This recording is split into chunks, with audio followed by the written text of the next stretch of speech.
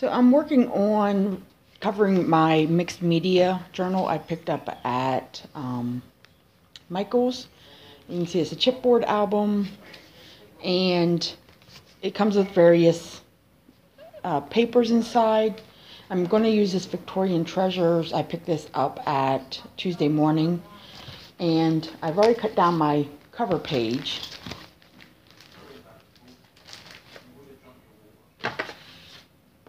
To the size. So that's what the cover is going to look like, the majority of it. You can see it is like a gloss paper, and I'm seeing if they said it says like treatments or anything. It just says Victorian Treasures.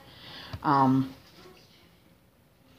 what I want to do is go ahead and put a border behind it first, just to catch the edges, and then lay that down. So let me go ahead and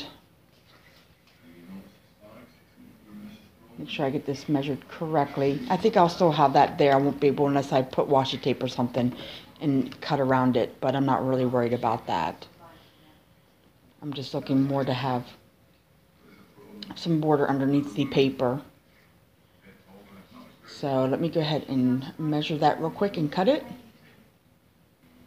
Okay, it was 7 1/4 across, but also too, I want to use this journaling kit I picked up a Tuesday morning that has all these other pieces in it. I'm thinking maybe some fabric trim along the edge. Let's see here.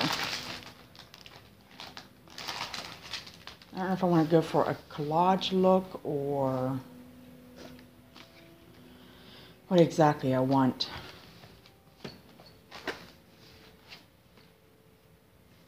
Let's just mess around with it a little bit. Maybe some fabric along the edge would be nice.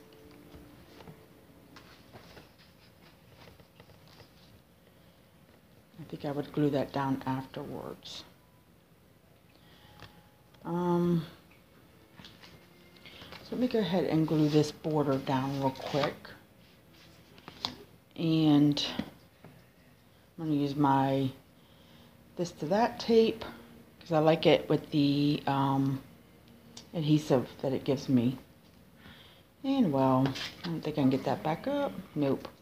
I'll tell you, once the stuff goes down, it doesn't like to come back up.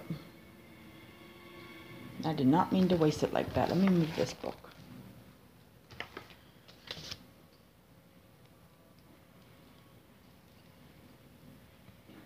I'm glad I had these Victorian papers that match this ephemera kit I got. Because sometimes it's hard, you know, to know what you want to match up with what, and this kind of takes the guesswork out of that for you. I'm going to go the whole way around because it will be underneath it, but, well, I'm going to have it taped down again. Let me go ahead and just put one more piece over here.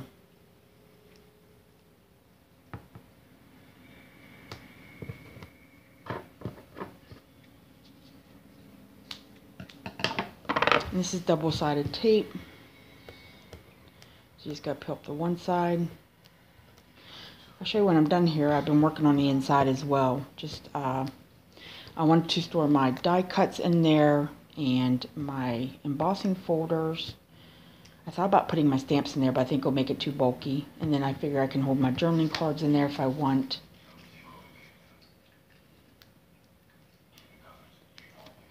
I have a stack of tape remnants over here next to me. It was daylight when I first started, but then storms came in and now it's dark. Whoops. Even though I overlap that, it usually works out okay. That will stay down.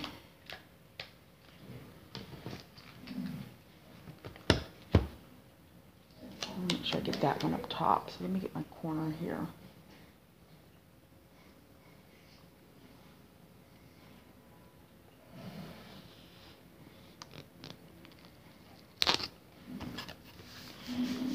this to the edge. And like I said, I'm thinking about putting this here right to the edge and then putting this there. So let's go ahead and do that.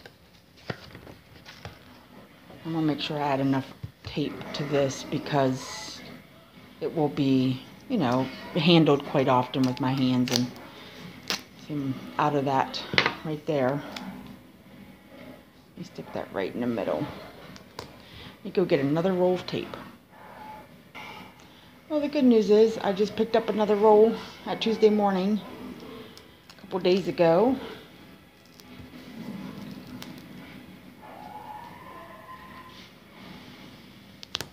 They only had one roll there and I scarfed it.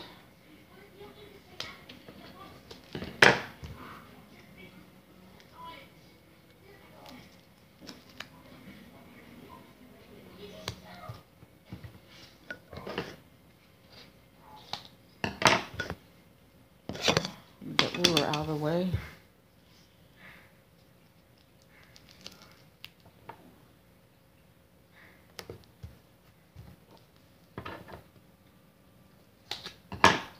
I'm excited about my new mixed media journal there from Michaels because I looked and looked and thought, what can I use? I don't want to, you know, buy a case just for the embossing folders and buy a case just for the die cuts.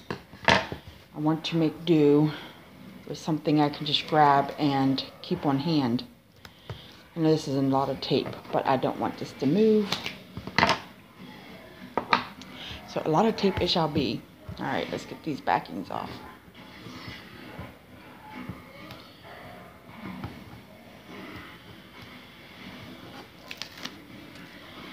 And so I searched the store and thought about my idea. I put the idea down on my to-do list on things I wanted to pick up. And I had actually picked this up a couple weeks ago, but just now getting around to organizing a little bit more with the weekend and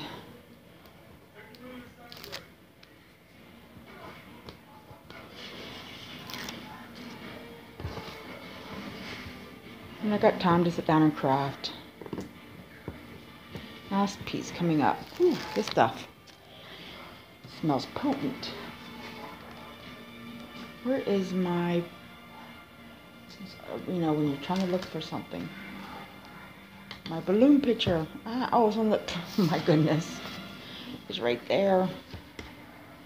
Maybe I need a cup of coffee. I'm just going to make sure it's cleaned off, and I'm going to start with this corner. Maybe up. Start this corner right here. And once I get that laid down, usually I can just work my way up. Trying to keep it straight. Work my way over. This paper is so thick that I think cardstock, I probably would have ripped it doing that. Alright, let's go ahead and, well, let's look at the kit here real quick. I think most of this I will probably use inside the pages just because fingering it will, over time, break it down.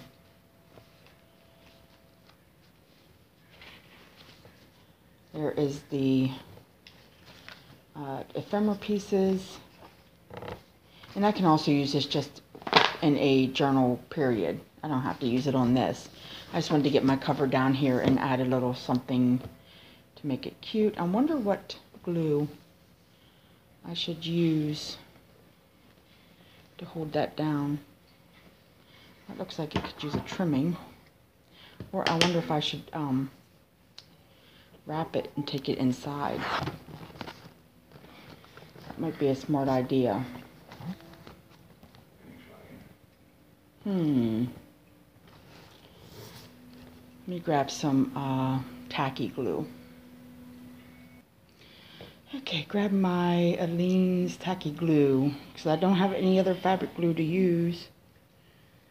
It's going to go up. Hopefully it works. If anything, it dries clear, right? And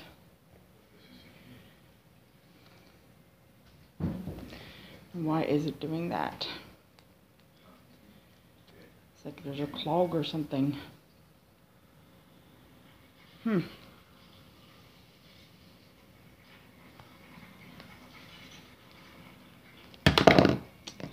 Well, okay. Let me pause real quick and work on this. Okay, so I did glue the outside of it. I just wanted to work on that so you guys didn't have to watch me try to glue it down. Came around, glued the inside, and here I'm gonna glue, snip and glue. Put the book around here real quick.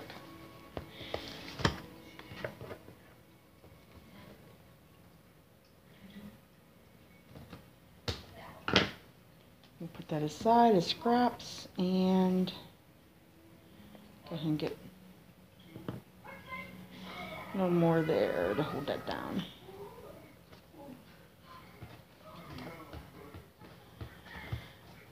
Okay, where's my napkin? Put that off. So there is my fabric trim glued down. It's drying fairly quickly, I might add. And there is the front. What do we want to do next to it? I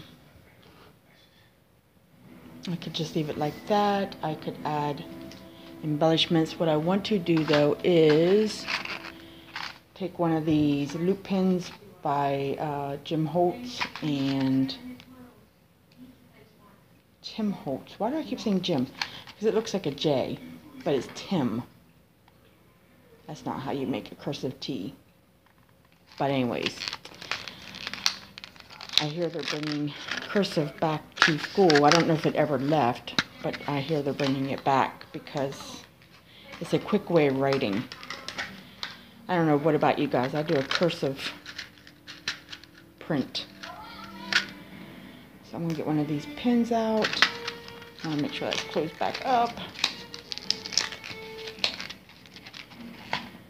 And then I also have these charms here.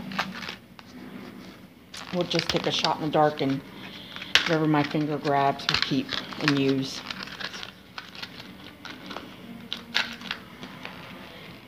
Oh my gosh, if I can get my finger in there. Love. Perfect.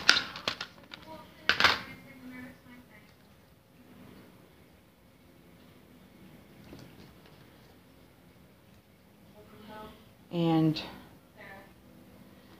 can either put it on the fabric itself or here, but then it will dangle down the side. So let's go for the fabric before it dries completely. Well, trying to get through the little hole there. There. Whoops. I wonder if you stabbed yourself with this, would you need a tetanus shot afterwards? Because I don't know what chemicals they put on to age them. Alright. So very simple. I'm trying to think if there's anything else I want to add to it, but in the meantime, I'll show you what's inside it. So there is, again, my mixed media journal I picked up at Michael's. And it comes with these plastic, I guess just so you can put a sticker in there and peel it back off if you want. Here's where I'm keeping my embossing folders. There's photo pages. So you can store all your little journaling cards if you want. Some die cuts. I took these magnets and cut them. And they were sticky adhesive on the back. They are, I think, Aleene's as well. Where did I set them at? I try to keep everything together. Yes. The Aleene's tacky magnetic sheets. And I tell you what, they are sticky. I think they'll be coming back up. And then I did go ahead and glue a couple pages together just to give it that strength I was looking for, and I tabbed it with my stickers from the Dollar Tree. And there is my other, I don't have very many die cuts or embossing folders, so this is my whole collection. Here's my other ones. Those almost would have been better on like a whole sheet of, you know, if this is whole sheets. I plan to glue more together. Maybe I'll just do that. It looks like they're always going to fall off.